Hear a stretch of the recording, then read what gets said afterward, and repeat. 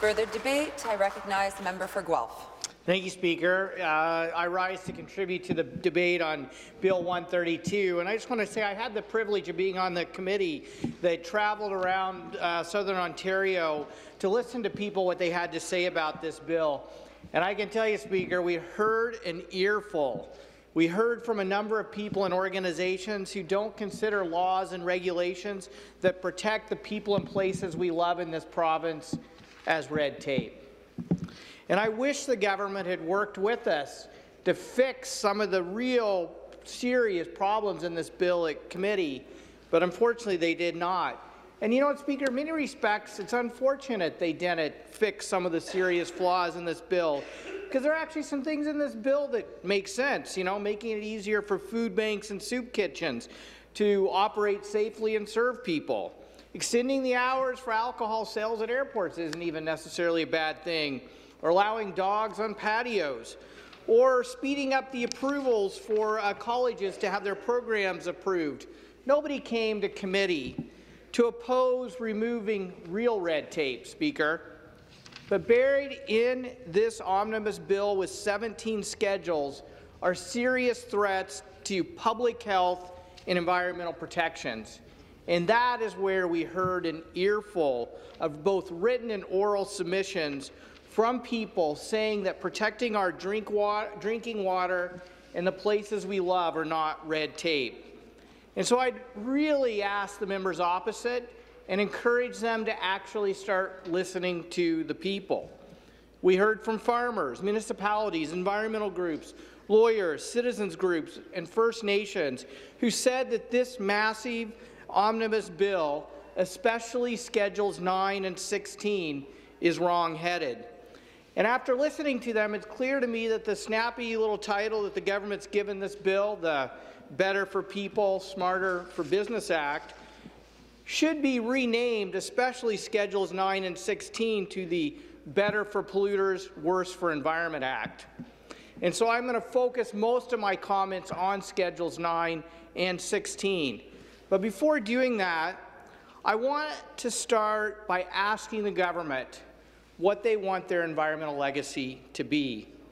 It's really a simple question. Do you want to be remembered for safeguarding our air and water, for conserving our farmland and our natural resources? I ask because conserving nature used to be part of the progressive Conservative government's legacy. As a matter of fact, it was Premier Bill Davis who brought in the first Ministry of the Environment. And I ask because it feels like over the last year and a half, this government has chipped away at almost everything that the Ministry of Environment stands for. And unfortunately, Schedules 9 and 16 contribute to this legacy. Speaker, the climate crisis rightly gets a lot of attention when we talk about environmental issues. And yesterday's Auditor General's report removed any doubt that the government has any semblance of a plan to address the climate crisis. But let's set climate change aside for a second, and let's talk about other issues that this government claims to care about. Clean air, water, lakes, rivers, green space, classic environmental conservation that directly affects our public health and our quality of life. And so it's so important to place Bill 132 in the context of the government's legacy on these issues over the last year and a half. They've cut funding for conservation authorities who do this important work on the ground. They've taken an axe to the tree planting program. They've eliminated the Toxic Reductions Act. They've cut funding for flood management. They've opened the door to the loss of forests, farmlands and wetlands to urban sprawl with changes to the Growth Act. They've gutted the Endangered Species Act, which protects habitat and species at risk. And who can forget the Premier's repeated attempts to open up development in the Greenbelt? And so Schedule 9 and Schedule 16 of Bill 32 builds on this legacy. And I will say it again, and I will repeat it over and over in this House, that holding polluters accountable is not red tape. Protecting water and farmland is not red tape. Protecting our communities and people's public health is not red tape, and keeping dangerous chemicals out of our air and food is not red tape. And that's exactly what people told us at committee. And so I challenge the government to actually listen to them. And the first thing they told us was that one of the overarching problems with Bill 132 is that people were not given sufficient time to comment on the bill. You simply cannot produce legislation of this magnitude, which affects 14 environmental laws, and decide to post it on the environmental registry for the minimum amount required. It actually suggests that you might have something to hide, that you're actually maybe not too proud of what you're trying to accomplish. And it confirms what the Auditor General said yesterday about the way in which the government is undermining people's rights established under Ontario's Environmental Bill of Rights. And these rights were established because environmental protections directly affect people's health and quality of life. So most notably, Speaker, the Chiefs of Ontario said that the massive changes to environmental protections in Schedule 9 and 16 require much more than the minimum 30 days of consultation. The Chiefs of Ontario, as well as the Mattawa First Nation, not only expressed concerns about the lack of consultation, they also expressed concerns that Schedule 8 actually undermines the government's duty to consult, which ultimately undermines our commitment to truth and reconciliation. You know, British Columbia just passed a bill implementing the United Nations Declaration on the Rights of Indigenous Peoples, and now the Ford government is pushing forward with a bill that First Nations chiefs worry is undermining the duty to consult in the North. I don't think this is acceptable, and I actually think it's going to undermine the government's efforts for economic development in the North, because it's likely going to put that development in the courts. And we've seen how the inability to properly consult with First Nations has delayed a number of resource development projects in Ontario and around the country. Speaker, citizens groups also raised concerns about the lack of consultation and how it affects them. And I want to quote the Concerned Citizens Coalition, a group of citizens in rural Wellington County who I think summed up what many organizations said, and I quote, "We were shocked that some of the proposed changes to the Aggregate Resources Act that we commented on last week were the subject of Bill 132 before the comment period even ended." End quote.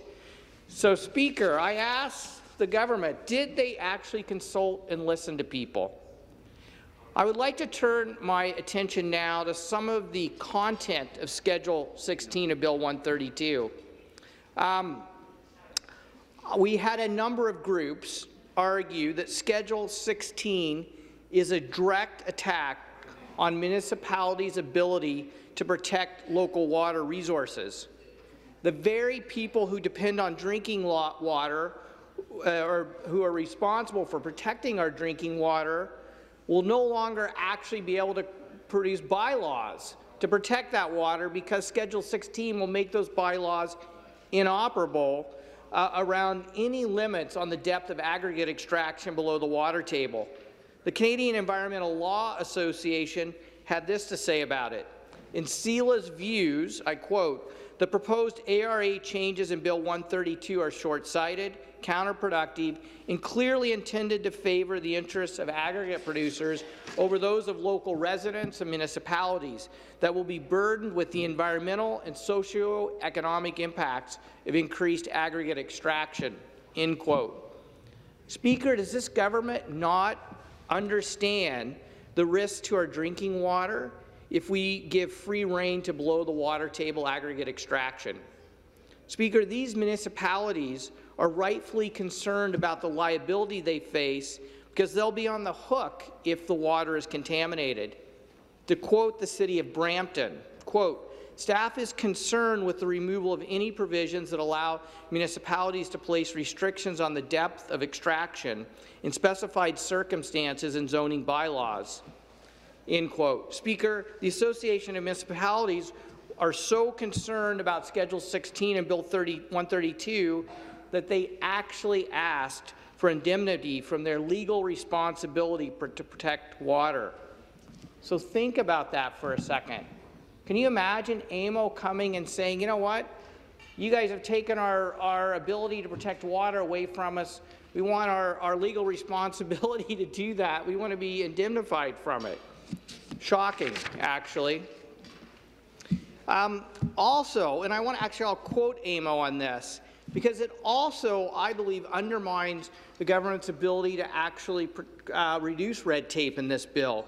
To quote AMO, this will greatly increase red tape and administrative burden for the LPAT and municipal governments, not to mention delay decisions for aggregate businesses, which would risk new investment in the industry. So, Speaker, if this government's objective is to reduce red tape, I believe Schedule 16 is actually counterproductive. And speaking of LPAT, Schedule 3 of the bill actually removes the Citizen Support Centre for LPAT appeals, which Sue Monroe of the Citizens Against Melrose Quarry raises a serious issue, because they're having to have bake sales to raise the money to be able to come up with these appeals. Matter of fact, she suggested that maybe aggregate companies should be charged a 1-cent fee in order to help citizens cover the cost of such appeals. I would also like to raise concerns about the section of Schedule 16 that allows companies to self-file changes to their aggregate application, which is essentially like putting the fox in charge of the hen house. And the Registered Nurses Association raised some serious concerns about this, and I want to quote them.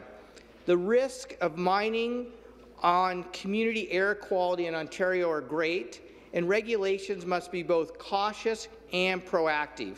End quote. According to RNAO, they are worried that the changes around self-regulation will threaten air quality because companies will no longer have to refile applications when they expand operations. And I also want to mention the concerns municipalities raised around road degradation being taken out of LPAT considerations with aggregate resources. And I want to quote the North Dufferin Agricultural and Community Task Force. Quote, road degradation is a very real and very costly concern for local municipalities and taxpayers. It is unfair to expect taxpayers to repair roads that have been damaged due to the actions of a private business. This coming from the very farmers who fought the Melanchthon mega quarry battle about 8 or 9 years ago. And they would argue, and I would agree, that instead of weakening Ontario's already weak regulations around the Aggregate Resources Act, we should be strengthening. One of the reasons a Boston hedge fund actually looked at creating the largest aggregate mine in North America in Ontario, in Melanchthon Township, was because Ontario had some of the weakest aggregate resource laws in North America. And now the government actually wants to weaken them more. So I want to sum up by just speaking on a few issues related to Schedule 9. And so many people came to committee with concerns around Schedule 9 because it'll make it cheaper and easier to pollute. And I don't see how this can be better for people or for business. I especially want to take issue with the removal of the reverse onus clause that shifts the burden of proof off of polluters, and that therefore will make it harder for government to hold them accountable. So I know the government talks about expanding the administrative monetary penalties to a larger group of industries, but if you actually expand it but then weaken the ability of the government to hold them accountable, it actually undermines the expansion effort in the first place. I'm also opposed to the removal of per-day fines and capping those to per incidents. And the reason being is per-day fines provide the incentive for industry to stop polluting when there's a toxic spill as fast as possible. And I will remind the government that this regime was brought in place in response to the Imperial oil spill in 2005 that dumped 250,000 litres of volatile chemicals into the St. Clair River, a contamination so bad that a number of local municipalities had to shut down their water intake systems. So imagine if we move to a penalty system that actually reduces the incentives for companies to not have these kinds of spills in the first place and to clean them up as quickly as possible. So, Speaker, I also worry that Schedule 9 will undermine Ontario's world-class pesticide regime. And in particular, we should not be dismantling the Ontario Pesticide Advisory Committee, a nonpartisan committee of experts who since the 1970s have advised governments on pesticide use. I also want to raise concerns that changes in the schedule will hurt Ontario's ability to protect pollinators. And I want to quote the Beekeepers Association and the David Suzuki Foundation Environmental Defence, that these changes will kick the teeth out of a central pillar of Ontario's pollinator health strategy and will deprive the government of basic information for making good decisions. This is a big step backwards for pollinator health in Ontario. And I want to remind the government that beekeepers are farmers. Beekeepers contribute over $900 million to Ontario's economy, and in addition to that, the crops they pollinate contribute over $500 million to Ontario's economy. So I want to ask the government why they would have this in Schedule 9 of their bill, threatening such an important contributor to Ontario's economy. So in conclusion, Speaker, I want to say that, it's unfortunate that the government didn't give us an opportunity to actually work with them on the things that are good about this bill, and that they buried such negative schedules into the bill that threaten Indigenous consultation, that threaten public health, and threaten environmental regulations. Thank you, Speaker. Further debate. I recognize the member from Mississauga-Streetsville.